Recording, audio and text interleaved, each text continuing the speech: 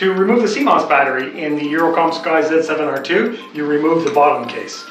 You do that by removing all the screws that hold the bottom case on, and then once that's done, you remove the plastic piece, the bottom case, and this gives you access to all of the items inside of the notebook, including this. That is your CMOS battery. Okay, to remove the CMOS battery, you simply remove the battery itself, which is being held down by two-sided tape.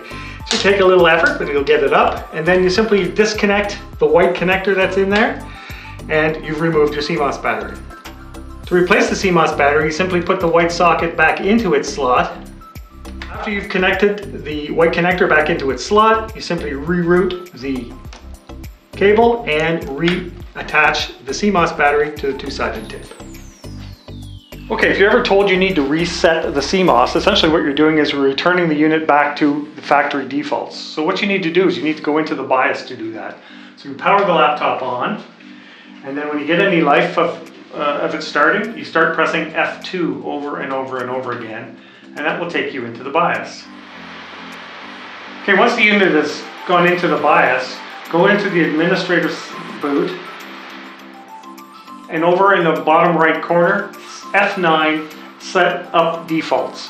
You select F9, it'll ask you to save, and it will reset the BIOS and the CMOS back to factory defaults.